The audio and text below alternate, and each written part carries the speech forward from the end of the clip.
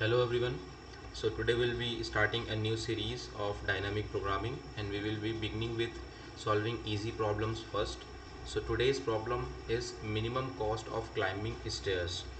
So I hope if you have come on to this video you will have read this question very well. Also one thing that this DP series will be for those who have some basic knowledge of dynamic programming. Like I won't be explaining the very basic intuition of why dynamic programming, how dynamic programming.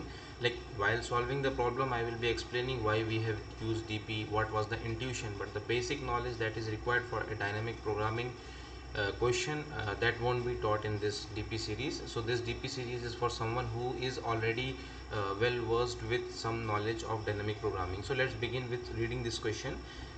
You are given an integer array cost where cost of I is the cost of the ith step on the staircase. Once you pay the cost of that staircase, you can climb one or two steps. So this statement that you read over here, once you pay the cost, you can either climb one step or two step.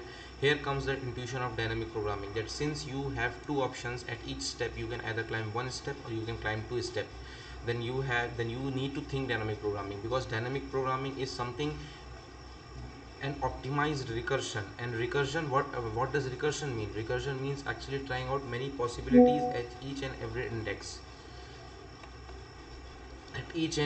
so now what we need to do, suppose like if we take this example, uh, in this example we can start with 10, also we can start with 15. Why? Because it is given in the question that you can either start from the step with index 0 or with the index 1. So we will be having two cases. In the first case we will be starting with the index 0, and in the second case we will be starting with the index 1. So now let's head on to the coding, explanation part. Yeah, so the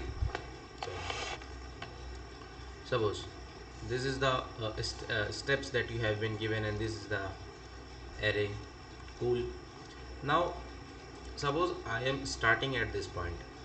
Now from this point I will have option either to jump here or to jump here. Suppose I jump here.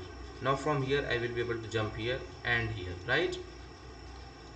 Now if I would have jumped from 0th index, let me index it, from 0th index to the second index, I would have jumped third index now and fourth index now. So at each index I have two options,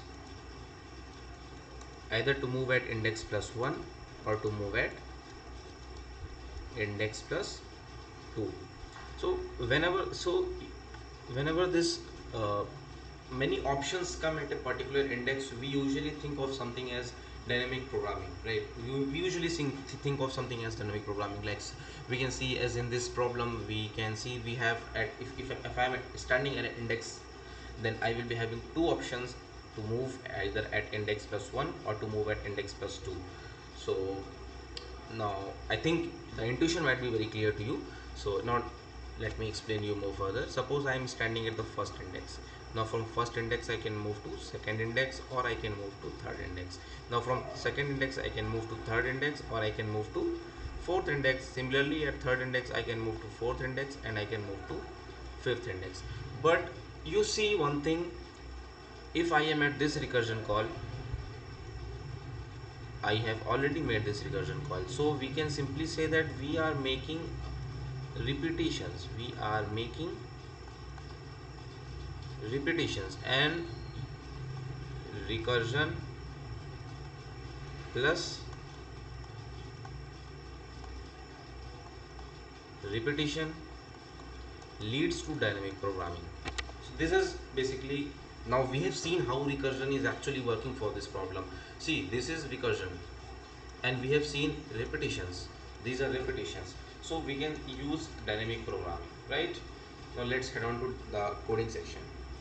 So we have created a memoization matrix. This is the memoization matrix that we have created, and we have two options to start, either to start at the 0th index or to start at the first index. So in first case I am starting at the 0th index, and in the second case I am starting at the first index. Now suppose in DP, now we have called these functions, right? Now in case if my index has moved out of bound of the cost vector, we will simply return 0.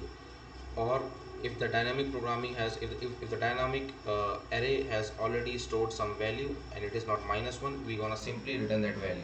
Now at each index I we have two options. The first option is to store the value of that index and move on to index plus one. So similar, the similar thing we have done in this line. In the case one is storing the value at cost index, and then we are proceeding to the next index plus one. And in the case two, I am still storing the cost of this current index and then moving on to index plus two. And among those two options, I am gonna return the minimum value and store it into my memorization matrix. Now I hope this code is actually working. I had tried beforehand before making this video. So actually this code is working. Yeah.